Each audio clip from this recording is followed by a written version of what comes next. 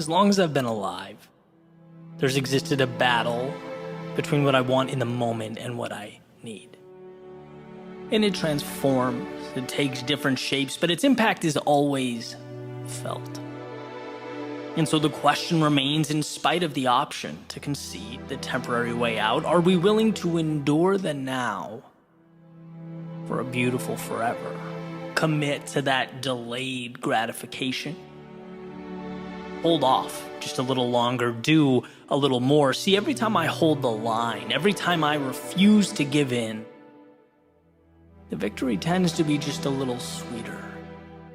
So what is this force keeping us from greatness? This invisible, unquantifiable adversary telling us to stop, to submit, to just accept things as they are? Well, as Stephen Pressfield states in his book, The War of Art, this is resistance.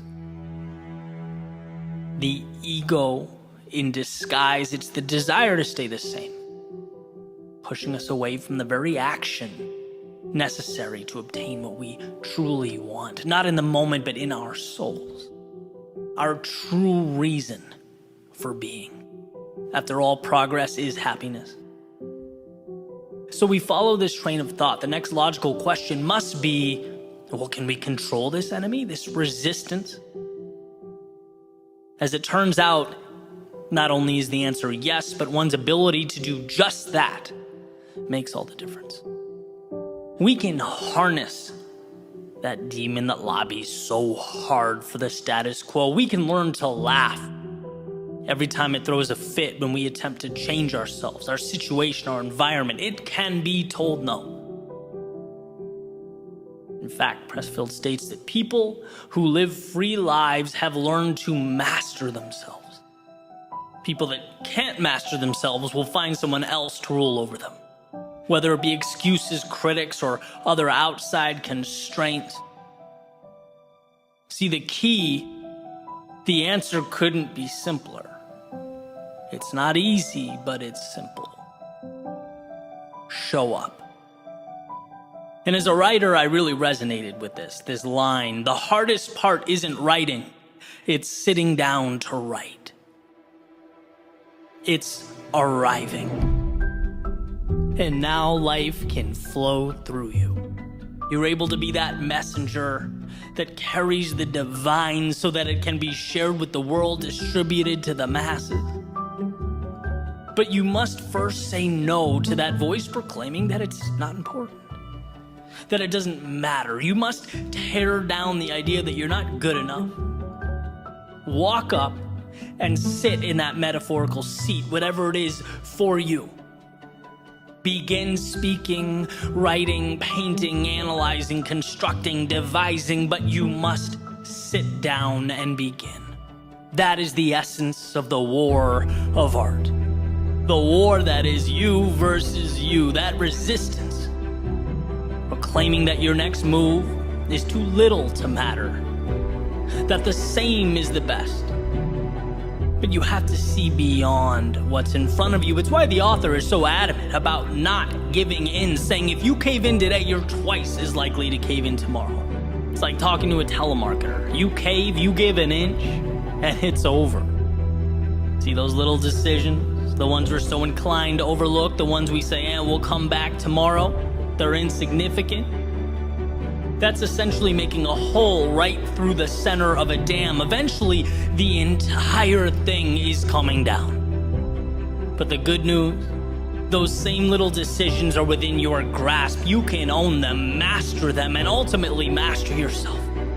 Start by simply showing up when you don't want to, because this is war, and this war, the one fought every day, is what will ultimately hand you the keys to the kingdom.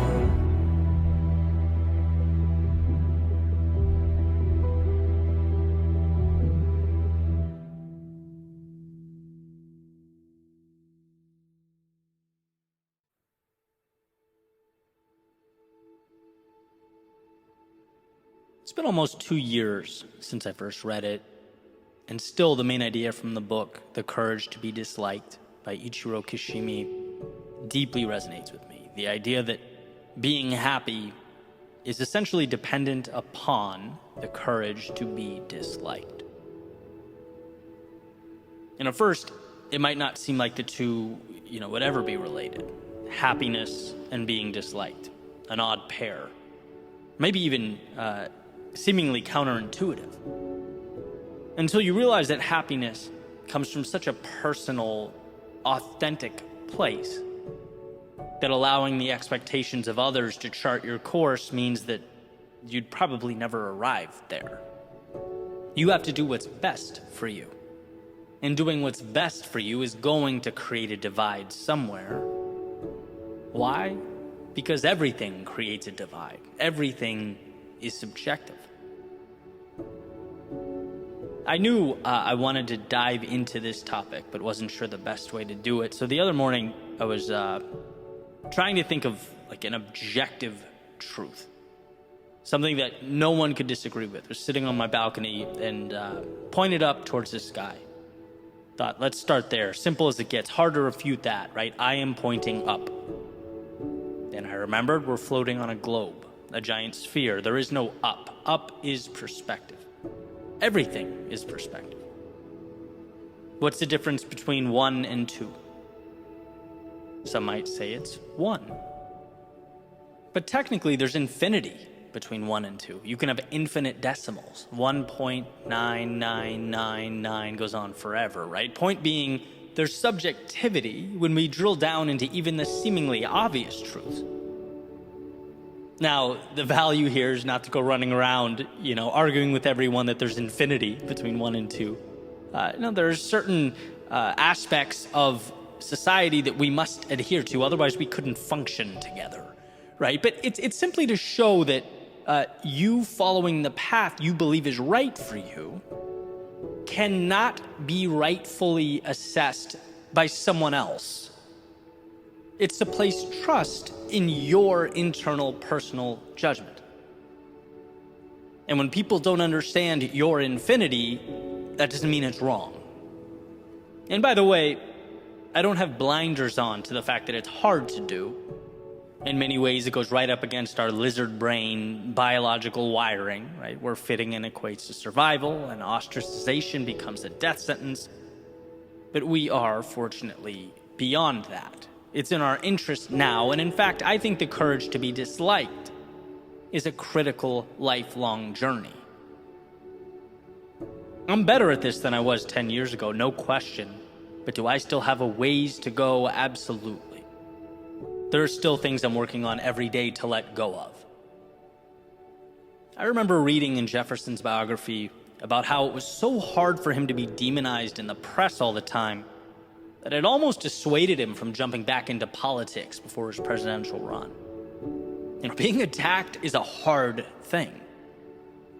But ultimately, he let his beliefs and personal values drive him, his ambition in a lot of ways, and came to see the scrutiny as a cost, decided it was worth the price. Or like I use this all the time, take one of the biggest pop stars of our day, say Justin Bieber. You look at what people are saying about him in the comments of his video, a lot of it's wonderful, some of it's great, sure, but some of it's awful. And that's just the price of anyone putting themselves out there. And again, you think of an inverse scenario. Imagine if he didn't. Imagine if he limited himself or didn't dive fully into what he does because he knew some folks out there would have some bad things to say. Now, we are, for the most part, neither famous politicians nor pop stars. But our worlds contain the same elements at different scale. There are things we're all scared to do or say because of how it will be received. There are parts of ourselves that we repress because we don't know what the feedback will be. We're all scared to fail in some capacity because of how it will look or what others will say about it, which is why being disliked is courageous. As Aristotle has said, the only way to avoid criticism is to do nothing, to say nothing, and be nothing. The opposite of being fully, truly yourself is becoming the manifestation of that quote. It's never pushing yourself, never seeing what you're capable of, never exploring or executing on your dreams, your ambitions. Now, this is speculation, but if I were a gambling man, I'd place everything I own on the idea that when we're old, looking back on our lives, we'll spend less time thinking about who criticized us or disagreed with us than how we spent our days and who we shared them with. Did we live in a way that made us happy, that was meaningful? Because on a sphere, everyone believes they are pointing up. But in actuality, none of us are. We're all merely navigating the subjective universe behind our eyes. So why not truly explore? Why not capture the magic out there before the hourglass runs out of sand? It's hard, sometimes it hurts, it takes all we have, it requires courage. But I think we'll all come to find that the decision to live fully in our authenticity, regardless of whether others agreed, disagreed, or were indifferent, was the best decision that we ever made.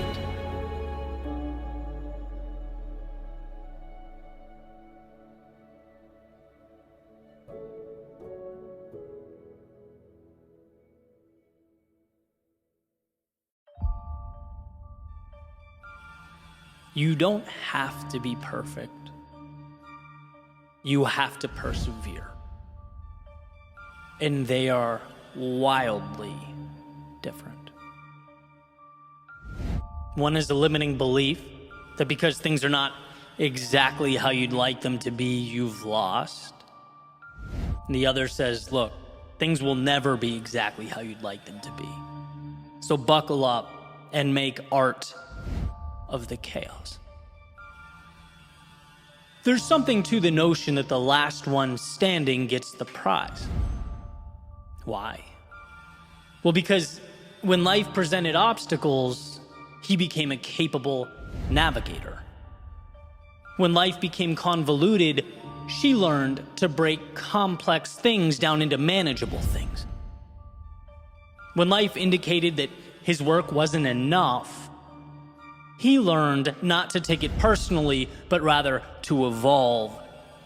The rest of them, though, went home, disappointed that they didn't meet some standard of perfection. Look, you don't have to be perfect, but you do have to be in motion. You do have to be going. It's amazing what we find when our feet are moving. It's incredible what we think of when presented with new stimuli. As if the castle doors have been opened, inviting in the little pieces of life that will be made into new stories and transformed into new possibilities. Imperfect brilliance. So how does one win? Well, he scoffs at the idea of perfection and stumbles instead into meaning. It's Tolkien, not all who wander are lost. Life is an experiment, and my friends, experiments cannot be perfect. So who wins the game of life? Perhaps it's the one who can find out what not to do the fastest. See, to persevere is to stand, to move forward, to see your current ignorance as currency that will be used to acquire knowledge. As the saying goes, sometimes life is merely about hanging on when others would be letting go. No, not living in a flawless world. No, performing no miracles, but fighting, scrapping, holding on, being willing to fail spectacularly and get back up. Those are the occurrences, the stories worth remembering. So why is life a courage game? It's a courage game because getting what you've never had means doing what you've never done. And doing what you've never done, well, cue the circus music. It isn't always beautiful. At least not until we're able to look back. And when that time comes, and you smile and reflect on the journey, the change you've created, I guarantee it won't be because you minimized the bumps and the bruises along the way. It won't be because you were afraid to scrape your knees. It will be because in a world of no, you said yes. In a world where people are afraid to feel flawed, to appear ignorant or unsure, you stepped into the chaos and made something out of it. Door number 1, perfection. The door of no mistakes, of minimal criticism, but minimal growth. Door number 2, the door of perseverance, the door of humility, vulnerability. Yeah, chaos, but also upside.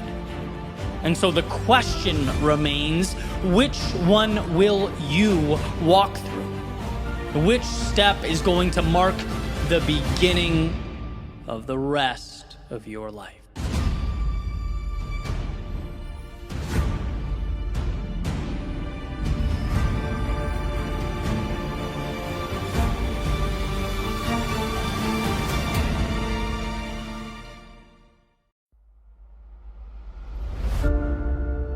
Sometimes what you don't do is more powerful than what you do. Sometimes the answer is not the home run or some lifetime achievement award. No, sometimes the answer is simply hanging on. Realizing that the yeses, they're important, but they're nothing compared to the no's. No to the faint whispering that you can't. No to the feelings of inadequacy, and no to the reflection staring back at you that just feels ordinary. As that feeling, it's wrong.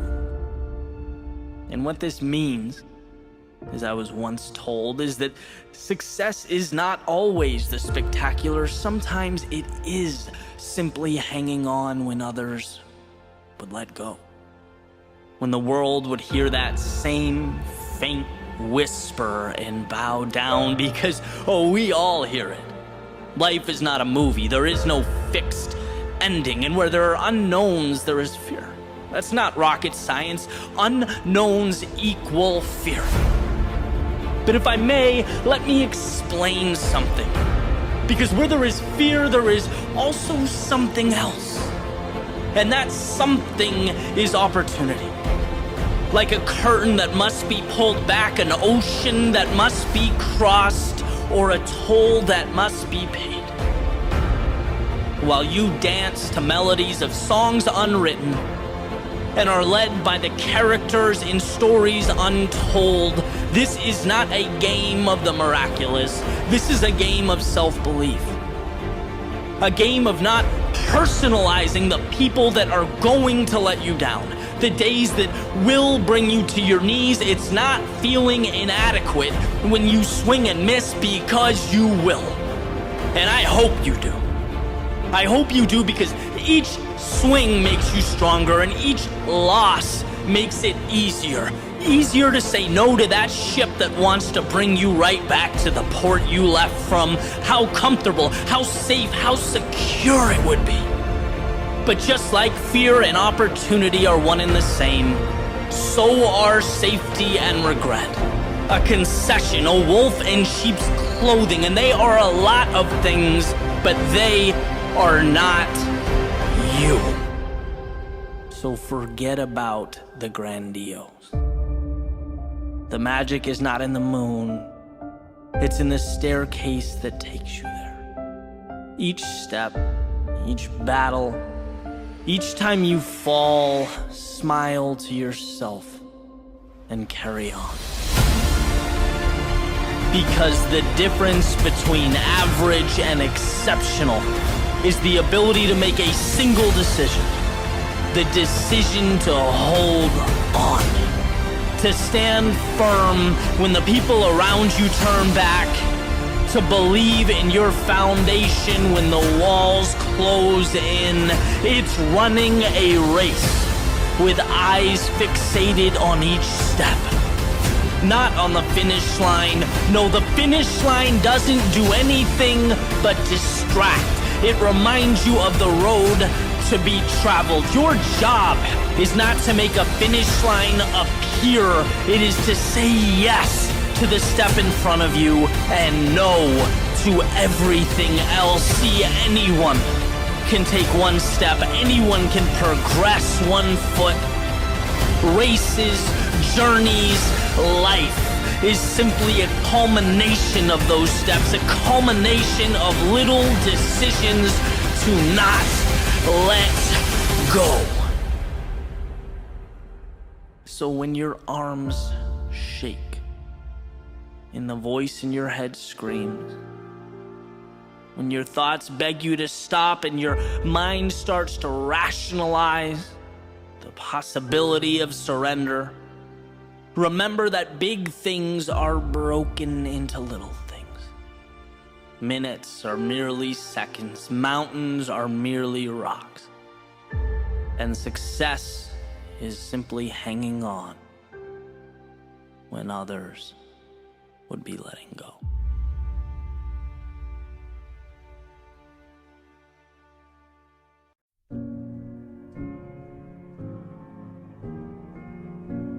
When our backs are against the wall, we're forced to become more. When the clock is ticking, we are tasked with finding answers that hide among us.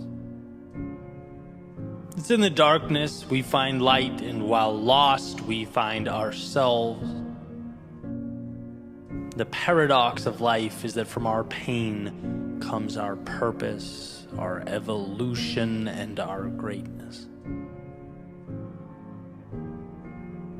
I love thinking back to about 2014, making my way around Boston, having just quit my job, essentially purposeless, clinging to a YouTube channel and a podcast idea that I would name Your World Within. And why? Why do I think back? Why does this mean everything to me? Well, because at the time, I knew nothing. I understood nothing. Nothing about speaking or media, audio, video, nothing about running a business. But more importantly, I knew very little about life and what's truly required to progress in a world with infinite moving parts. I didn't know that my lack of understanding is what made everything feel overwhelming and complex, and that it was up to me to simplify. I didn't know the extent to which I'd have to befriend failure. And that was the most eye-opening realization. Because when you gravitate towards a risk-free existence and you box yourself in, as I had for so long, of course you don't get the upside, but you also don't fail as dramatically either. You know, life was a simple game of cause and effect. Do work, get result, not much room for more than that. And so stepping outside that box in the way that I did changed some rules. I learned some things. First, you can spend time on something, you can exhaust energy on something, and get nothing in the short term for your efforts. And I mean nothing. Unless you count getting your pride stomped on. Unless you count your friends disappearing when you need them most. Unless you count self-doubt and a constant worry about not amounting to anything. I mean, these are very raw, very real human emotions. They tend to arise when we start something new, but in them is also the power. This is where the light bulb turns on and the path emerges. It's where I learned that we only get what we want when we endure what we don't. And what a foreign concept when you think about it, right? It's like, Eddie, take this mic. Go stand in front of this audience and pour your heart out. Your knees are shaking, chest is pounding, but dude, trust me, it'll be good for you. And funny enough, it was. It was because the fear in my stomach became the indicator that something new, something exciting, something more was around the corner. Like Pavlov's dog hearing that bell. Anytime the fear kicked in, I could feel myself getting closer to something meaningful, to a higher version of myself. The pain is an invite. The sheer terror, and let's face it, that's what it feels like sometimes, it's an upgrade. Disguised as the monster that you think you should be running from. When it is, as I recently mentioned, the adversary you should befriend.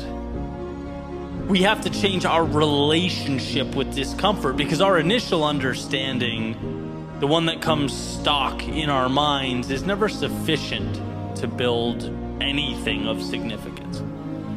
Its default setting is to preserve the now, not expand it. And so just like those stock speakers that came in my 1999 Ford F-150 when I was in my early 20s, let's rip it out. Let's customize. Let's upgrade the quality of the sound we hear and the things we say to ourselves. What an advantage it is to know that the hard things are what make us level up. To find that awareness. What a blessing that when life's difficulty startles and scatters the masses, you could be the one that remains. Standing tall, seeking out the advantage amidst the commotion. Every little act of courage becomes more and more meaningful, powerful. But we must lose ourselves to find ourselves. We must embrace our fears if we are to become courageous. We must fail in order to succeed. And sure, sometimes the price seems steep. But I promise, not going costs more. Wishing costs more. If onlys cost more.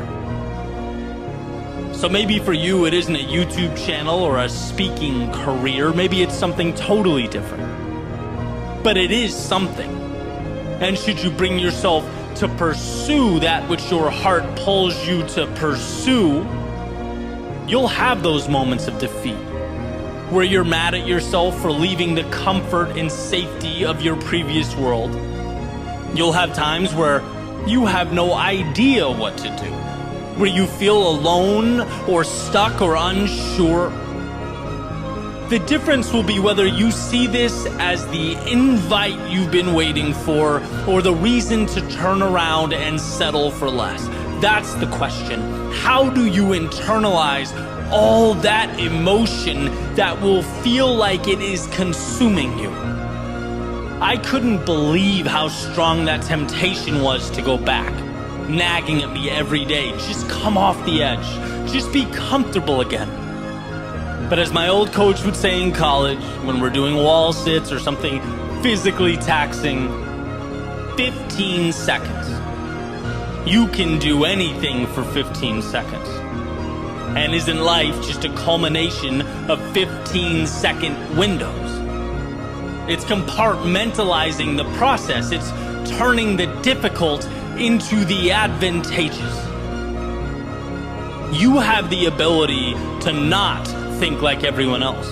You have it within you to rewire your previous conceptions of the world, to see darkness not as your reason to hide from conjured up monsters, but as your invitation to become the light. Remember that the best way to be more is to have the courage to put your back against the wall. And you won't want to in the moment. There will never be a perfect time.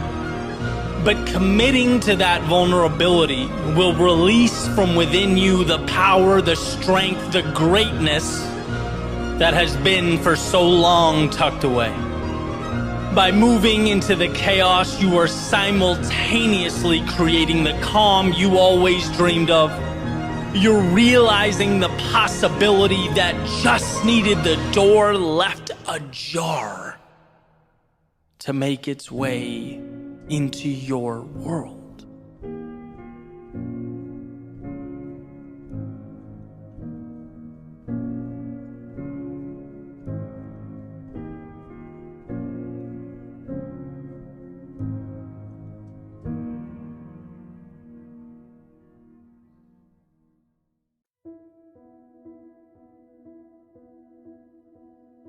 One of the most important lessons I've learned is that I already have what I need most.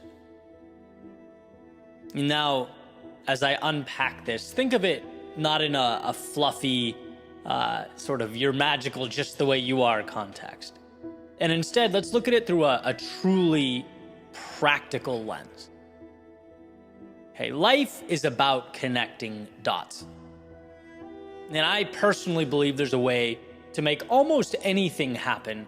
You just need to figure out what dots have to be connected to get there. And, even if this message isn't true 100% of the time, me believing in it, believing it so, has pushed me to find ways to succeed when I otherwise would have walked away. To me, it's a 100% value add.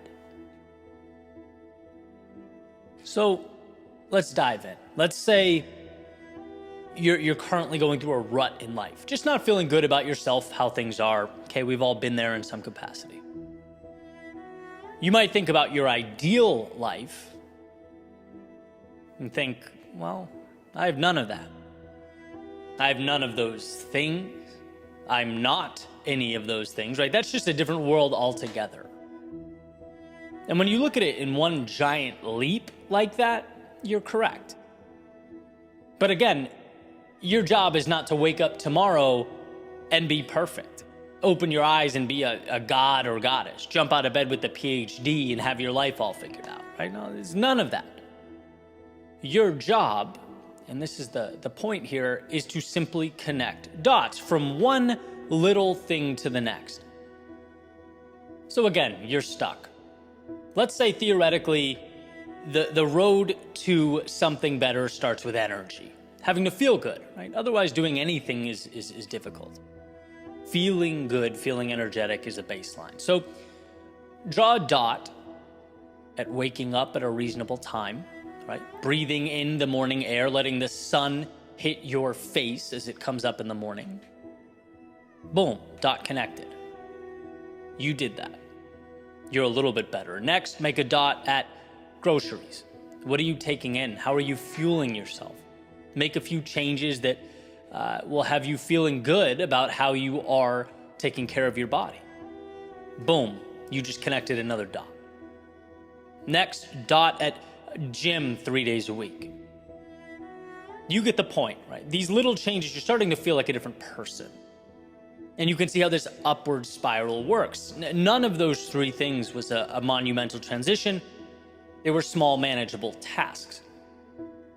And everything of substance is a little change like this. Sometimes that's just hard to see, right? When you're frustrated, when you're looking at what you don't have, when you're comparing yourself to others, when all you see is the delta or the gap between where you are and where you want to be, all that is poison. But true change is about connecting little dots, making little roadmaps, being consistent but patient, expecting more of yourself, but also giving yourself love and grace as you make the journey. And it's from this vantage point that you truly do already have everything you need. It doesn't matter the goal, objective, or pursuit. You have exactly what you need to win. Why? Because you have everything you need to connect that next dot. Always. If only we would stop wasting time looking out, wishing and chasing things we think will solve our problems, when in reality, we walk around with the solution every single day. Jim Rohn used to say, it's not where you're going, it's who you become along the way. And I think this is because as we seek to evolve and grow, we learn to create and connect those dots. We trust ourselves that, look, we don't need one giant leap. We need to step. We need little consistent action, and we're more capable of that than we could ever imagine. And I'll get personal for a second. A goal of mine, I want to be one of the most impactful thinkers and orators of our generation. That invigorates me. It also is a lot, right? Even saying it feels like a lot. As the words come out of my mouth, it feels pretentious, right? Who am I to categorize myself with the best of the best? The nerve, right? But I believe it. And I believe it wholeheartedly, to the point that I've bet my life on it. Why? Because I don't need to wake up tomorrow and write like Ralph Waldo Emerson or speak like MLK. I don't need to think like Nietzsche or inspire like Churchill. Nope, not tomorrow. I just need to keep creating those little dots that will bring me closer and closer. I need to find ways to connect them in real time, one day at a time, one dot at a time, and I will do that. And the best part, so can you. I'm not special. No, not in this regard. What am I? I'm a decade into connecting dots. A decade into understanding that I have everything I need to take one step and another and another. And my friend, you are capable of the same. So understand that strange dichotomy of thinking big and small simultaneously. You have to dream big, otherwise what's the point? You dream big because it forces you to ask big questions, pushes you to arrange and rearrange until you have evolved. But when we get caught up in the end result, we forget how to get there. You don't transport to greatness in your endeavor. No, you follow that roadmap of consistent steps. You connect the small, immediately achievable. They are the formula to outcomes that exceed expectations and bend reality. So what do you need to ultimately arrive where you most want to be? Not a miracle. You need a simple understanding. You need to acknowledge that right now, in this moment, you have everything required to build and connect the next dot, and that will always be enough.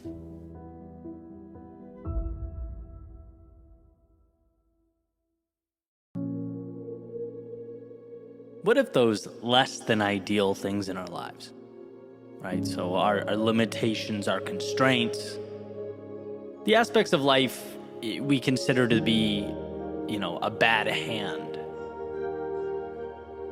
What if they weren't just things we need to learn to accept or little tragedies we have to live with? What if they were ultimately the aspects of our lives that create the best of us? The elements of our world that push us to our greatness. And this came to mind earlier. I was listening to a book called How to Think Like a Roman Emperor by Donald Robertson. And he explores this point. He talks about Socrates in ancient Athens and how he lived in abject poverty. How, according to the standards of ancient Athens, was not an attractive person by any means. Just seemed to have a lot working against him. And the question that's posed is whether these exact circumstances ultimately created the man that became one of the most important thinkers in history. He implies that his reality and his surroundings shaped his worldview, so it only makes sense for one to conclude that all of it contributed to the life he lived. If Socrates was born wealthy and attractive and all these things, Could he have become the man that he became? Probably not. And the reason I love this is because, to put it simply, it reframes those less than ideal circumstances in our lives. Whether it is a personal trait we have no control over or an occurrence we deal with. It's understanding that a lack of ability in one area helps guide us to that spot where we can thrive. A disappointment we encounter helps us regroup and make our way to the thing that is ultimately best. The less than ideal, the things that at surface level seem bad or problematic, they're always working for us to push us towards our contentment and our growth, to our greatness. I can say on my end, it was the turbulence I experienced in my life that created that sense of curiosity for me. It was a lack of understanding that pushed me to write about life, explore the hardships we face, and the resilience of the human spirit through it all. There's a pretty famous Stoic idea that states, we can't often control what happens, but we can always control how we respond to what happens. And there lies the power in the understanding that when one door closes, as the saying goes, you are pushed closer to the one that will open for you. You have to decide whether you will find it within yourself to open it. Or will you focus on the lack, the gap, what's not there, what you don't have, what went wrong? See, all those things, the things that most people use as their reason to stop or quit or not go, they can be the reason you lose, or they can be the very reason you win. You find a way. But that means moving forward, trusting there is good to be had, understanding that everything that goes creates space for what truly needs to be there. I understand it's common, right? But it's not just a cliche that adversity creates us, that difficult times shape us. Why? Because we are transformed by the bad and the difficult, and that which in the moment does not seem ideal. Because they force us to move further into what we were meant to do and who we were meant to be. Just like Socrates was created from his adverse situation, his brilliance derived from his circumstance, your greatness will be derived from yours. So remember that next time you feel as though you've been slighted by life or something's been taken away from you. While it may feel negative, and I get it, from time to time it does, it ultimately becomes the wind at your back, bringing you where you most need to be.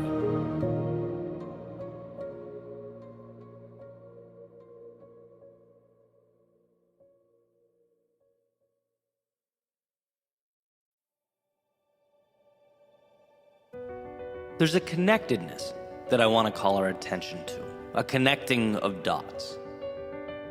Let's reverse engineer this simple idea, okay? Life's trajectory is most inclined to change in our biggest moments, right? It's the opportunities that come around once in a blue moon, when it's all on the line. The moments where we have to operate under tension. How do you perform when the lights are the brightest, when the outcome weighs heavy? We only get a few truly revolutionizing opportunities in life, and we must be our best in those moments. Okay, but how?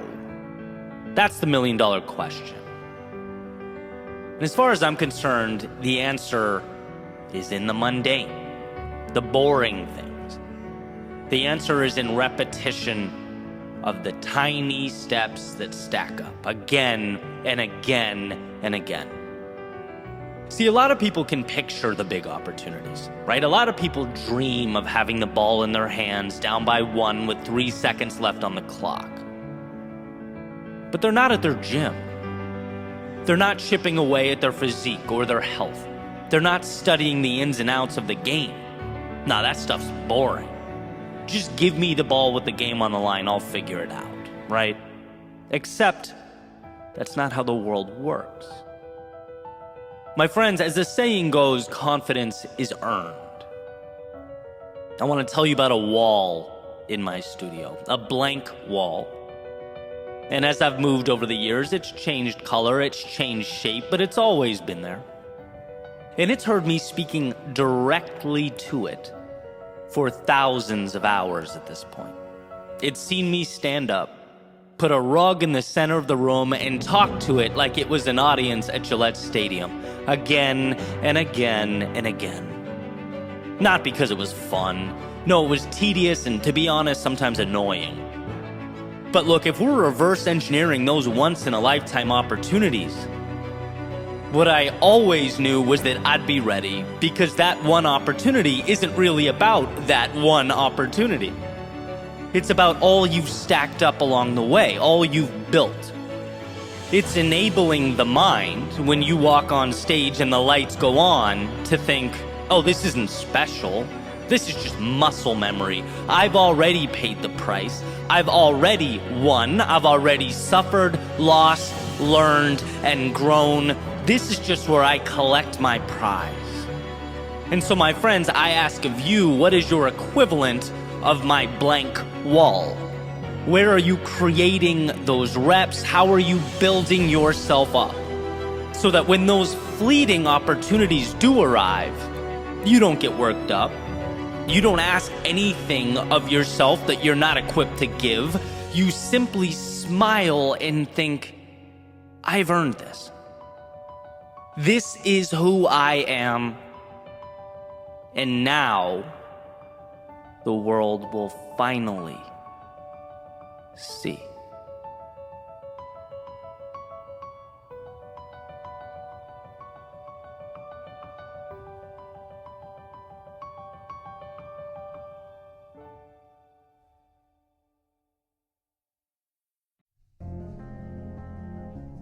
I was at the Heat Celtics game with my brother a few days ago, and the Celtics at the moment are the best team in basketball, which is fun being that we're from Boston originally, and right now the team has a handful of really good players.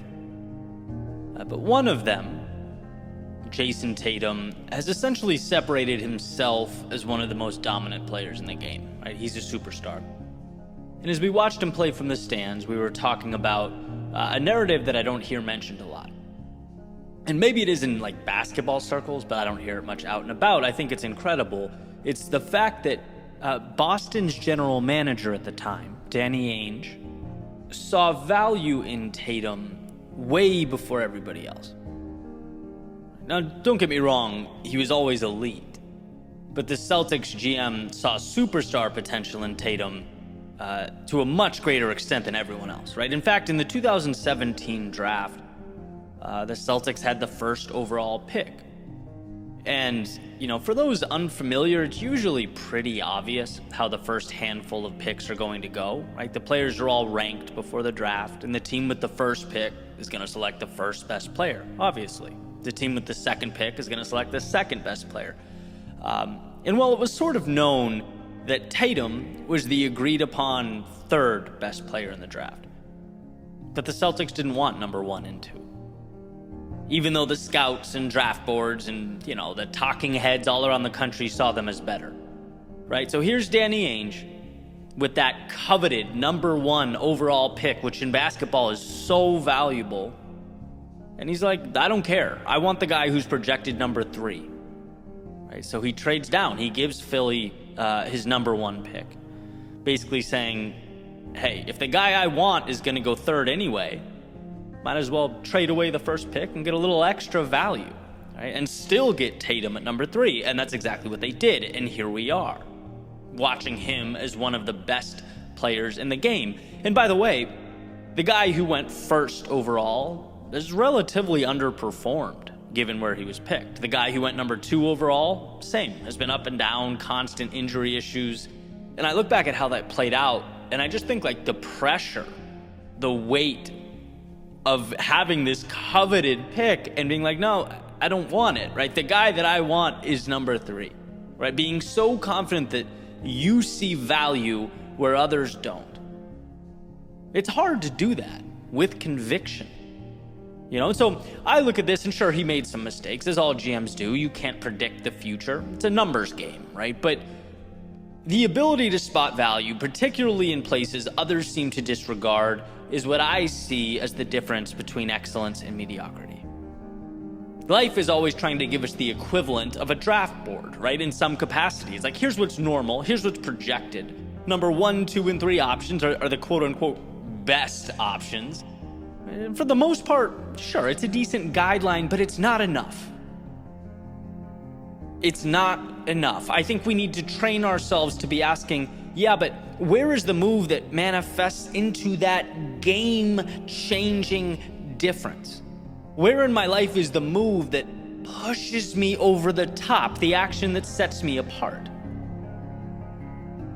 Staying on the basketball theme, one of the most inspiring things I'd ever heard was Kobe in an interview talking about the extra value he'd capitalize on throughout the day, being the difference in his career. Saying, look, if I get up 2 hours before everyone else and I get a workout in, not once in a while, but every day, that's the difference.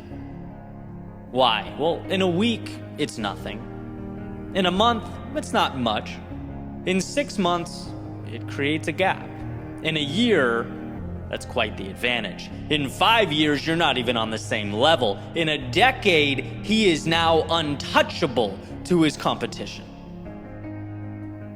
Yeah, it's just the morning. Everyone has the morning, but Kobe saw it and recognized it as opportunity, as his value. The consensus out there in the world is that the morning is when you ease into your day, right? It doesn't put what you're doing at 6 a.m. high on that metaphorical draft board. No, it's who cares? Well, to Kobe, perfect. There's the value that I can spot, that I can utilize, that most people will not even think about. And in totality, I believe that to be the truth, right? Like, you can do fine simply anticipating and living in and around the value as identified by the majority, by following their blueprint. But to separate, to move from adequate to excellence, you need to find those places where you can squeeze more out of life. You need to dive deeper into what's around you than, that's what's expected, or that's what everyone else is doing. That's what's perceived as valuable. Be your own GM, right? Question the way of things. Not just out in the world, but in your home, in your day-to-day. Where are the moves that can take you from a 6 inefficiency to an 8? What ways can you be unconventional? Flip the script to unveil the value you've been walking by for months, years, maybe even your whole life without realizing. There are always pieces around us to be great. And not just get by or survive, but thrive. There are the necessary ingredients to our right and left, always, to astound ourselves. We just have to arrange them in a way that allows us to maximize their value. It's a constant moving of parts. Trying again and again, but not settling for a ranking system to life as prescribed by the outside world.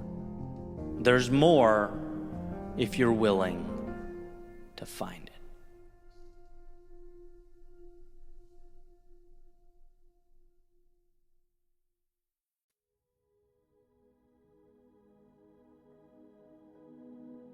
There's an old idea that once you've started, you're halfway there. How does that make sense, one might wonder? Once you've started, you've only just begun. And that's true, technically. But here's the thing. The journey The ins and outs, ups and downs, trials and tribulations, they can all be dealt with. They knock us down from time to time, no doubt. But we learn, we adjust, and carry on as we move forward.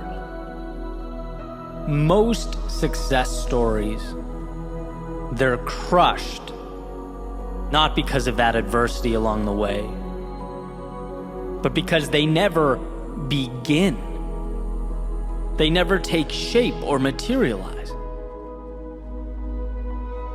We can't make them real in our heads. We can't convince ourselves that they'll ever be anything other than fiction. We think that's for someone else. We look around and assume that reality is different than my reality.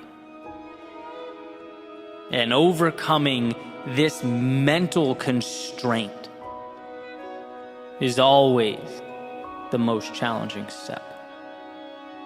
And that saying, the one I continuously find myself coming back to, human beings always follow through on who they believe themselves to be, continues to be true. If you don't believe you're worthy of something, its pursuit is lost before it began. So while the mind tries to paint pictures of how scary that road is ahead, how it's too different or big or complex, understand that should you move forward, you'll find all that complexity can be broken down one day, one situation, one little step at a time. The only real demon here is the possibility of inaction, because you couldn't make yourself believe it. You couldn't see yourself at the top of that mountain.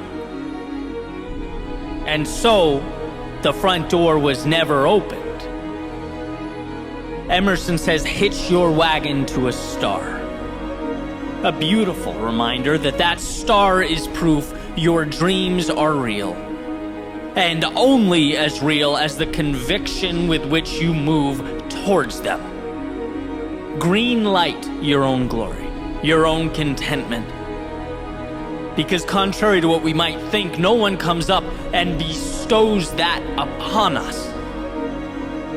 To live life fully is a decision. Decision, Latin root words, cut off. It's removing and abandoning your restraint in order to be more authentically you. In order that you'll give yourself permission to chase down that which makes you feel alive and soak up all that aligns with your heart and soul.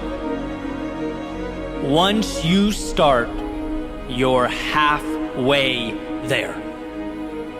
And oh, that first step, often perceived as the beginning, but in actuality a point few ever give themselves the luxury of experiencing.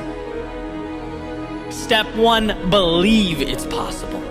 Step 2, believe you're worthy. Step 3, go. Everything else works itself out. You're capable of dancing through life's chaos, of managing the world's unknowns.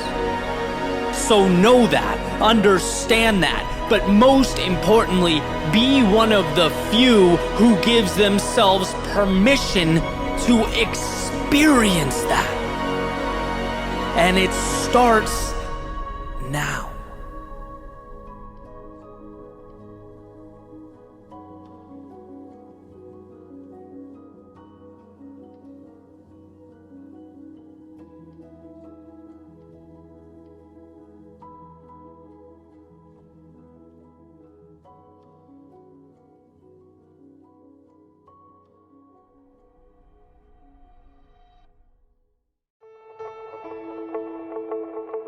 There's an old saying that the wake does not drive the boat. Where it's been has no impact or effect on where it can go. See, the past is gone, and therefore it has no grip or control over where you go next. That power rests with you and the decisions that you make. Humans tend to live up to the identity that they've created for themselves, but that identity is not yesterday. It's whatever you want it to be in the present. You are not your past. Mistakes and even successes of yesterday don't define you, right? You've taken the experience, you've learned your lesson. Now it's time to move on. And it is that simple. Every day is a blank slate for you to rewrite your life as you see fit. Your history is not a ball and chain around your ankle, it's an illusion. And seeing that will open the door to unlimited opportunity.